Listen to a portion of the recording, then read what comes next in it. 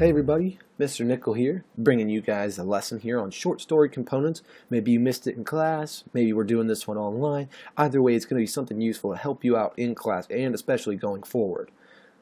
If you have any questions throughout this, make sure to make a note of it. We'll try and clarify it in class, and I'll be sure to say pause when I feel it's appropriate for you guys to pause the slide, write down the slides maybe in your own words, or have anything that I said that you might want to make note of that'll help you really remember this and take it into class going forward.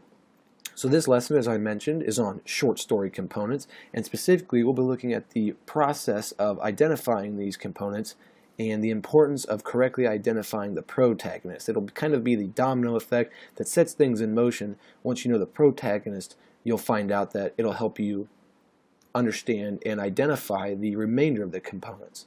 So let's get started. The protagonist, the first step in this process. What is the protagonist? That would be the main character of the story. The protagonist, of course, has nothing to do with being good or bad. To the right, I have listed that you see Gru from Despicable Me. You remember the Disney Pixar film. He was the main character in that. The protagonist is somebody who's trying to achieve something. So in Gru's case, even though he's a villain, what was he trying to achieve? He was trying to take over the world. He was trying to take care of the three girls. These are all important things in trying to understand him as a character. And he's achieving something. He's attempting to achieve something at least. And so even though he's a bad guy, he then is the protagonist of the film, the main character. So again, remember, he's the main character of the story, nothing to do with being good or bad, and trying to achieve something. I'll allow you to pause now so you can get these notes down. So, thinking about protagonists, let's look at a holiday-themed protagonist. Ralphie from 1983's A Christmas Story. As we know, the majority of the movie centers around him. So, what is he trying to achieve? Think about this for a moment. Of course, he's trying to get his Red Ryder BB gun. So keep this movie in mind because it'll be a recurring theme throughout this quick cast, and we'll use it to help us identify our antagonist. Once you know your protagonist, you can then find out the antagonist. Why? Because the antagonist is the character or thing that opposes the protagonist. So think of it as what is standing in the way of what the protagonist is trying to achieve. So once you know the protagonist, the main character of the story, then you can try and figure out kind of what's standing in his way, his or her way. Is it a thing? Is it another person? We'll get to that, but just know that this is the thing trying to prevent the protagonist from doing what they want to do. In Ralphie's case, there are several antagonists, so to speak. We have his mother, we have Santa Claus, and we have his teacher. Thank God your teacher, me, isn't as crazy as that lady. What do they all have in common? They all tell Ralphie that he'll shoot his eye out. That a Red Ryder BB gun is an appropriate gift for a 9-year-old. So now we have our protagonist and antagonist down. I'll allow you guys to pause the quick cast here so that you guys can get the notes down. Conflict. Now that we know who our protagonist and antagonist are, we can figure out the conflict. The conflict is the struggle or fight between the protagonist and antagonist. It's important to know that there are 4 types of conflict: character versus character, character versus self, character versus nature, and character versus society. Now that we know our protagonist and antagonist, these then will in turn help us find our conflict, as we mentioned. And then specifically, you can then determine which type of conflict that it is. So let's first start with character versus character. The protagonist in character versus character is opposed or antagonized by another character. This could be like a one-on-one matchup. In character versus self, the protagonist is struggling with an internal dilemma. Now, this could be mental, emotional, or spiritual. I'd encourage you to pause now to take note of this. The next type of conflict we have here is character versus nature. In character versus nature, the protagonist is pitted against the obstacles of nature. So here we have a picture of Bear Grylls in Man vs. Wild. You can often see here that in his show, he often tries to overcome the obstacles that nature pits against him. So whether it's the blizzard or being stuck without food, anything like that. And you see this in books like Hatchet as well. So this is character versus nature. our next and final type of conflict is character versus society. And in this one, you'll see that the protagonist clashes with societal rules or expectations. So whether it's a different hairstyle or going against the grain, maybe a book in the 1960s about the hippies and the counterculture would be an excellent idea of character versus society. So I'll allow you guys to pause now to take these notes down.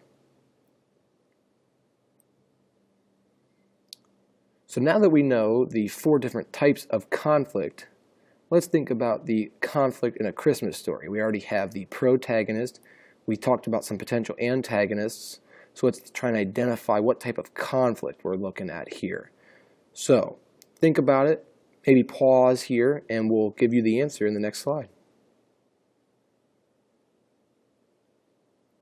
So the conflict in A Christmas Story is character versus society. And here's why. You must think about Ralphie here, all right? He's convincing his parents, Santa, and teacher that a Red Ryder BB gun is an appropriate gift for a 9-year-old.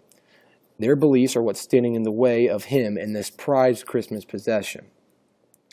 They all tell him, "You'll shoot your eye out, kid." These are all adults telling him this. Now, adults are obviously representative of society. 3 different adults telling him this. Now, if he was just asking his mom or if he was just asking Santa, then you could maybe make the argument that it's character versus character. But since 3 separate individuals all tell him that he'll shoot his eye out, it doesn't make sense then, because it's not appropriate for a 9-year-old to have a BB gun. So that's why it's character versus society.